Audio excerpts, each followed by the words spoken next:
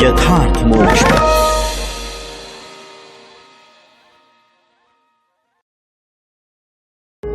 यथार्थ मोक्ष प्रस्तुत कर रहा है अतुल्य संपूर्ण महाभारत श्री महाभारतम दिग्विजय पर्व 31वां अध्याय। सहदेव के द्वारा दक्षिण दिशा की विजय। वैशंपायन जी कहते हैं, महाराज जन्मेजय, पांडु कुमार सहदेव के ऐसा कहने पर घटोत्कच बहुत प्रसन्न हुआ और तथास्तु कहकर सहदेव की परिक्रमा करके दक्षिण दिशा की ओर चल दिया। इस प्रकार समुद्र के तट पर पहुंचकर बुद्धिमान शत्रुदमन धर्मात्मा माद्रवती कुमार ने महात्मा पुलस्त्य नंदन विभीषण के पास प्रेम पूर्वक घटोत्कच को अपना दूत बनाकर भेजा। राजन, लंका की ओर जाते हुए घटोत्कच ने समुद्र को देखा। वह कछुओं, मगरों, नाकों तथा मत्स्य आदि जल जंतुओं से भरा हुआ था। उसमें ढेर के ढेर शंख और सीपियां छा रही थी। भगवान श्री राम के द्वारा बनाए हुए पुल को देखकर घटोत्कच को भगवान के पराक्रम का चिंतन हो आया और उस सेतु तीर्थ को प्रणाम करके उसने समुद्र के दक्षिण तट की ओर दृष्टिपात किया। राजेंद्र, तत्पश्चात दक्षिण तट पर पहुंचकर घटोत्कच ने लंकापुरी देखी, जो स्वर्ग के समान सुंदर थी। उसके चारों ओर 4 दीवारी बनी थी। सुंदर फाटक उस रमणीय पुरी की शोभा बढ़ाते थे। सफेद और लाल रंग के हजारों महलों से वह लंकापुरी भरी हुई थी। वहां के गवाक्ष सोने के बने हुए थे और उनके भीतर मोतियों की जाली लगी हुई थी।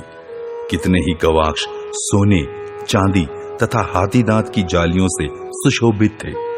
कितनी ही अट्टालिकाएं तथा गोपुर उस नगरी की शोभा बढ़ाते थे।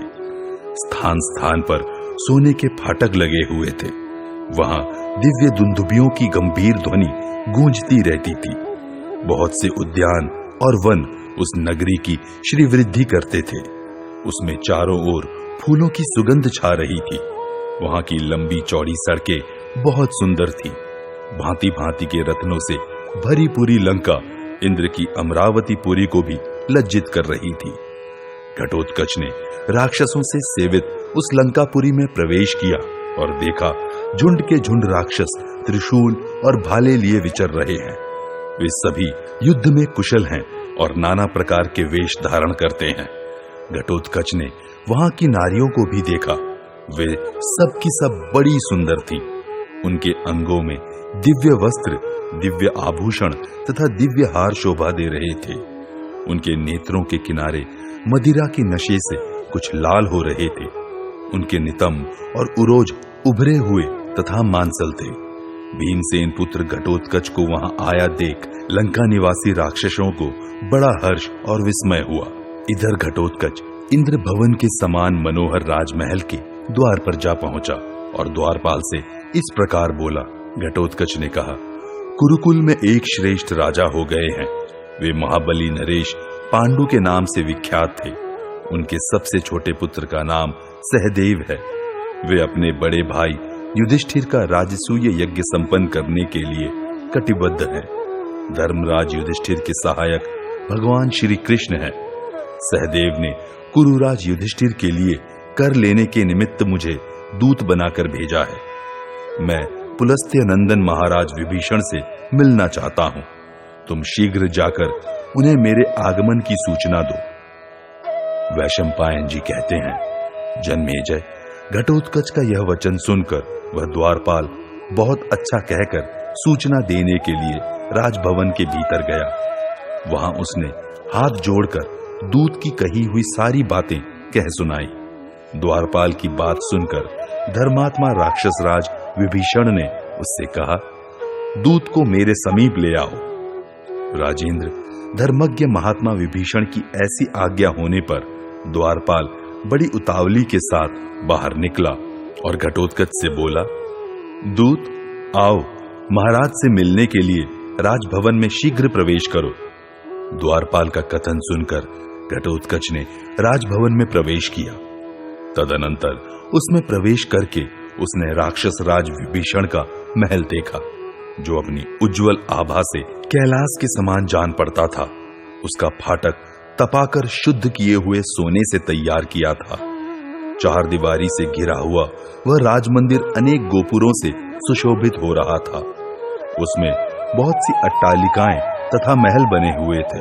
भांति भांति के रत्न उस राजभवन की शोभा बढ़ाते थे। तपाए हुए सुवर्ण, रजत तथा स्फटिक मणि के बने हुए खंबे नेत्र और मन को बरबस अपनी ओर खींच लेते थे। उन खंभों में हीरे और वैदूर्य जड़े हुए थे। सुनहरे रंग की विविध ध्वजा पताकाओं से उस भव्य भवन की विचित्र शोभा हो रही थी। विचित्र मालाओं से अलंकृत तथा विशुद्ध सुवर्णमय वेदिकाओं से विभूषित वह राजभवन बड़ा रमणीय दिखाई दे रहा था। उस महल की इन सारी मनोरम विशेषताओं को देखकर घटोत्कच ने ज्यों ही भीतर प्रवेश किया, त्यों ही उसके कानों में मृदंग की मधुर ध्वनि सुनाई पड़ी। वहां वीणा के तार झंकृत हो रहे थे और उसके लय पर गीत गाया जा रहा था, जिसका एक एक अक्षर समताल के अनुसार उच्चारित हो रहा था। सैकड़ों वाद्यों के साथ दिव्य दुंदुभियों का मधुर घोष गूंज रहा था। भरत श्रेष्ठ वह मधुर शब्द सुनकर घटोत्कच के मन में बड़ी प्रसन्नता हुई। उसने अनेक मनोरम कक्षाओं को पार करके द्वारपाल के साथ जा सुंदर स्वर्ण सिंहासन पर बैठे हुए महात्मा विभीषण का दर्शन किया। उनका सिंहासन सूर्य के समान प्रकाशित हो रहा था और उसमें मोती तथा मणि आदि रत्न जड़े हुए थे। दिव्य आभूषणों से राक्षस राज विभीषण के अंगों की विचित्र शोभा हो रही थी। उनका रूप दिव्य था। वे दिव्य माला और दिव्य वस्त्र धारण करके दिव्य गंध से अभिषिक्त हो बड़े सुंदर दिखाई दे रहे थे। उनकी अंग कांति सूर्य तथा अग्नि के समान उद्भासित हो रही थी। जैसे इंद्र के पास बहुत से देवता बैठते हैं, उसी प्रकार विभीषण के समीप उनके अनेक सचिव बैठे थे।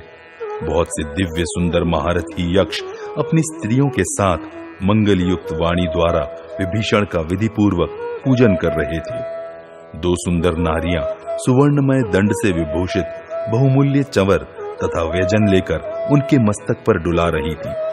राक्षस राज विभीषण कुबेर और वरुण के समान राजलक्ष्मी से संपन्न एवं अद्भुत दिखाई देते थे। उनके अंगों से दिव्य प्रभा छिटक रही थी। वे सदा धर्म में स्थित रहते थे। वे मन ही मन इक्ष्वाकु वंश शिरोमणि श्री रामचंद्र जी का स्मरण करते थे। राजन, उस राक्षस राज विभीषण को देख घटोत्कच ने हाथ जोड़कर उन्हें प्रणाम किया और जैसे महापराक्रमी चित्ररथ इंद्र के सामने नम्र रहते हैं, उसी प्रकार महाबली घटोत्कच भी विनीत भाव से उनके सम्मुख खड़ा हो गया। राक्षस राज विभीषण ने उस दूत को आया हुआ देख उसका यथा योग्य सम्मान करके सांत्वनापूर्ण वचनों में कहा। विभीषण ने पूछा, दूत, जो महाराज मुझसे कर लेना चाहते हैं वे किसके कुल में उत्पन्न हुए हैं? उनके समस्त भाइयों तथा ग्राम और देश का परिचय दो। मैं तुम्हारे विषय में भी जानना चाहता हूं तथा तुम जिस कार्य के लिए कर लेने आए हो उस समस्त कार्य के विषय में भी मैं यथार्थ रूप से सुनना चाहता हूं। तुम मेरी पूछी हुई इन सब बातों को विस्तार पूर्वक पृथक पृथक बताओ। वैशंपायन जी कहते हैं, जन्मेजय, महात्मा विभीषण के इस प्रकार पूछने पर हिडिंबा कुमार घटोत्कच ने हाथ जोड़कर राक्षस राज को आश्वासन देते हुए कहा। घटोत्कच बोला, महाराज, चंद्रवंश में पांडु नाम से प्रसिद्ध एक महाबली राजा हो गए हैं। उनके 5 पुत्र हैं जो इंद्र के समान पराक्रमी हैं। उन 5 में जो बड़े हैं वे धर्मपुत्र के नाम से विख्यात हैं। उनके मन में किसी के प्रति शत्रुता नहीं है, इसलिए लोग उन्हें अजात शत्रु कहते हैं। उनका मन सदा धर्म में ही लगा रहता है। वे धर्म के मूर्तिमान स्वरूप जान पड़ते हैं। गंगा के दक्षिण तट पर हस्तिनापुर नाम का एक नगर है। राजा युधिष्ठिर वहीं अपना पैतृक राज्य प्राप्त करके उसकी रक्षा करते थे। राक्षस राज कुछ काल के पश्चात उन्होंने हस्तिनापुर का राज्य धृतराष्ट्र को सौंप दिया और स्वयं वे भाइयों सहित इंद्रप्रस्थ चले गए। इन दिनों वे वहीं आनंद पूर्वक रहते हैं। वे दोनों श्रेष्ठ नगर गंगा यमुना के बीच में बसे हुए हैं। नित्य धर्म परायण राजा युधिष्ठिर इंद्रप्रस्थ में ही रहकर शासन करते हैं। उनके छोटे भाई पांडु कुमार महाबाहु भीमसेन भी बड़े बलवान हैं। वे सिंह के समान महापराक्रमी हैं और अत्यंत तेजस्वी हैं। उनमें 10,000 हाथियों का बल है। उनसे छोटे भाई का नाम अर्जुन है, जो महान बल पराक्रम से संपन्न, सुकुमार तथा अत्यंत धैर्यवान है। उनका पराक्रम विश्व में विख्यात है। वे कुंती नंदन अर्जुन, कार्तवीर्य अर्जुन के समान पराक्रमी, सगर पुत्रों के समान बलवान, परशुराम जी के समान अस्त्र विद्या के ज्ञाता, श्री रामचंद्र जी के समान समर विजयी, इंद्र के समान रूपवान तथा भगवान सूर्य के समान तेजस्वी हैं। देवता, दानव, गंधर्व, पिशाच, नाग, राक्षस और मनुष्य ये सब मिलकर भी युद्ध में अर्जुन को परास्त नहीं कर सकते। उन्होंने खांडव वन को जलाकर अग्निदेव को तृप्त किया है। देवताओं सहित इंद्र को वेगपूर्वक पराजित करके उन्होंने अग्निदेव को संतुष्ट किया और उनसे दिव्यास्त्र प्राप्त किए। महाराज, उन्होंने भगवान श्री कृष्ण की बहन सुभद्रा को पत्नी के रूप में प्राप्त किया है, जो देवताओं के लिए भी दुर्लभ थी। राजन, अर्जुन के छोटे भाई नकुल नाम से विख्यात हैं, जो इस जगत में मूर्तिमान कामदेव के समान दर्शनीय है। नकुल के छोटे भाई महातेजस्वी सहदेव के नाम से विख्यात हैं। माननीय महाराज, उन्हीं सहदेव ने मुझे यहाँ भेजा है। मेरा नाम घटोत्कच है। मैं भीमसेन का बलवान पुत्र हूँ। मेरी सौभाग्यशालिनी माता का नाम हिडिंबा है। वे राक्षस कुल की कन्या है। मैं कुंती पुत्रों का उपकार करने के लिए ही इस पृथ्वी पर विचरता हूँ।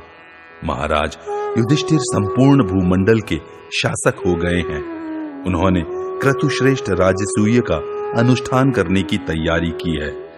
उन्हीं महाराज ने सब भाइयों को कर वसूल करने के लिए सब दिशाओं में भेजा है।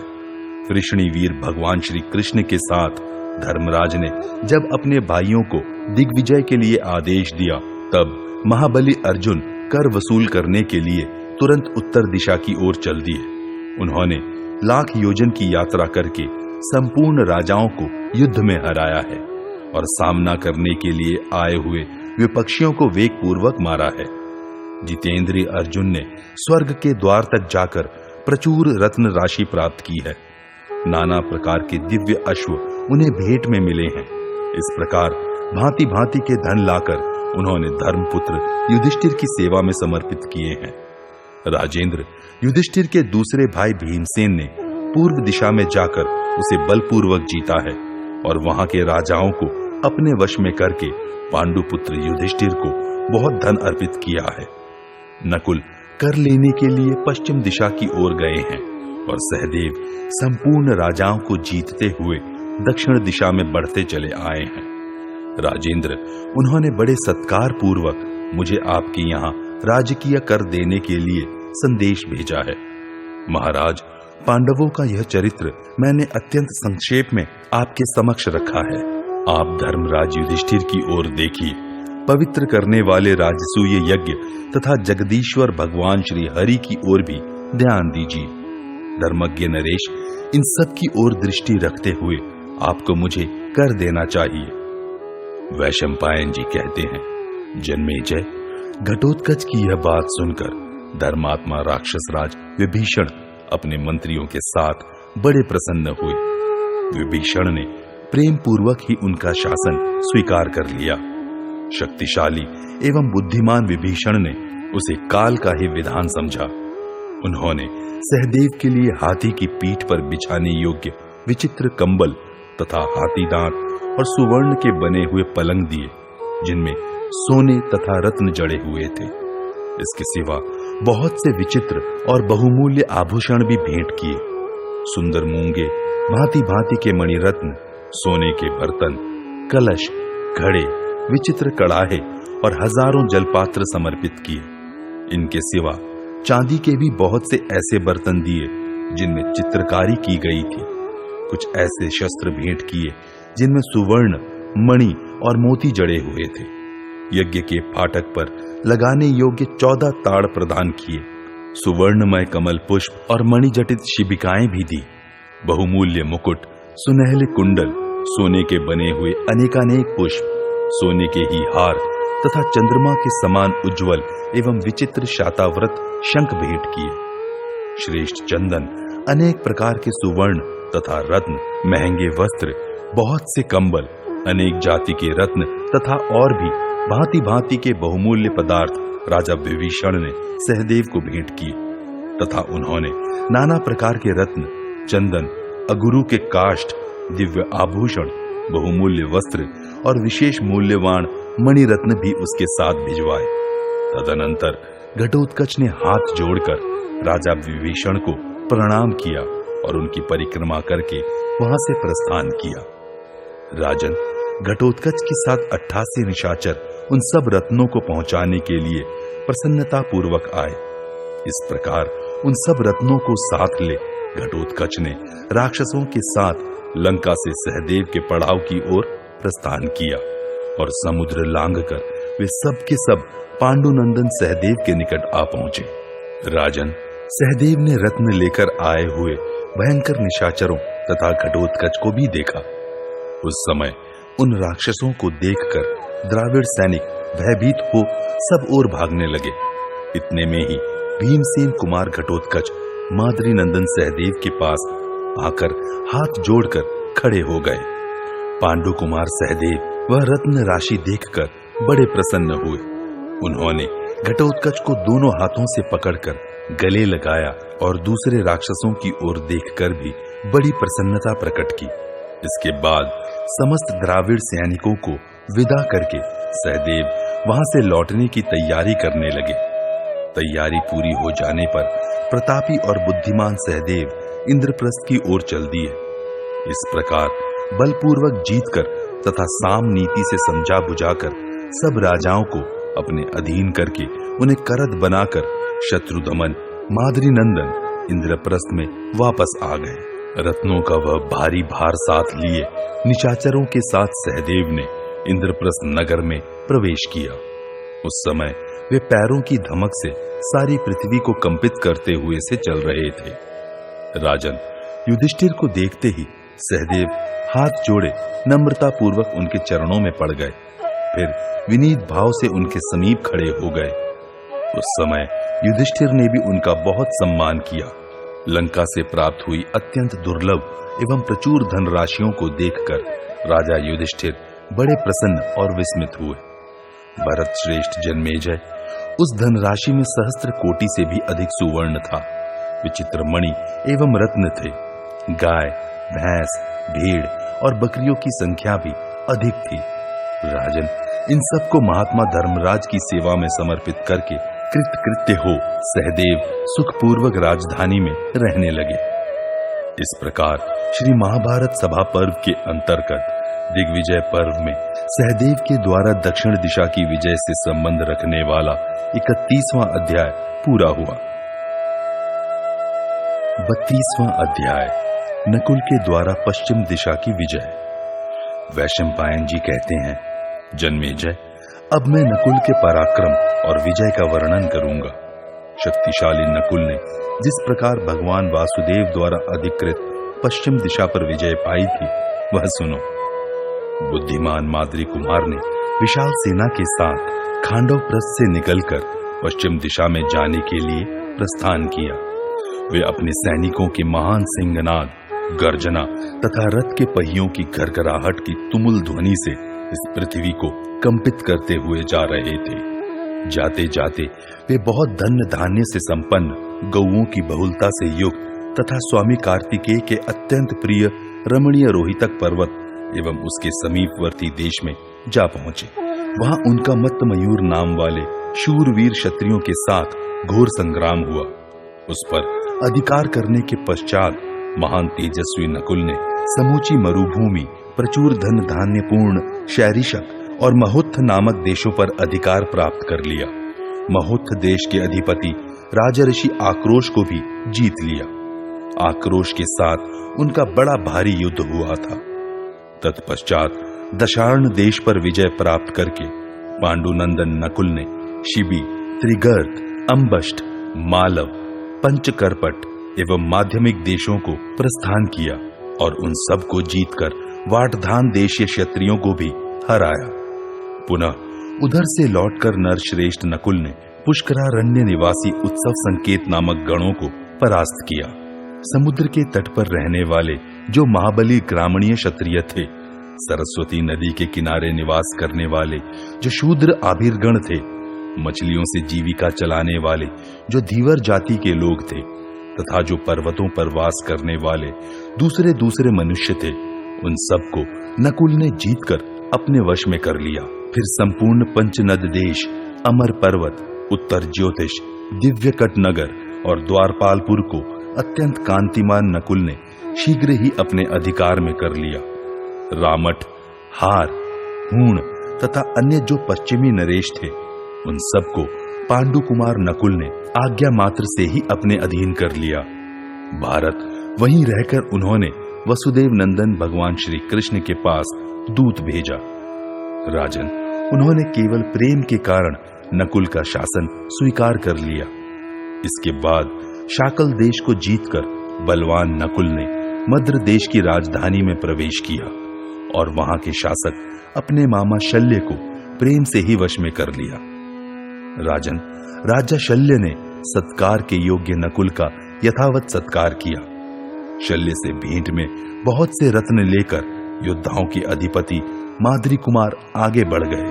तदनंतर समुद्री टापुओं में रहने वाले अत्यंत भयंकर मलेच्छ, पल्लव, बर्बर, किरात, यवन और शकों को जीतकर उनसे रत्नों की भेंट ले विजय के विचित्र उपायों के जानने वाले कुरुश्रेष्ठ नकुल इंद्रप्रस्थ की ओर लौटे।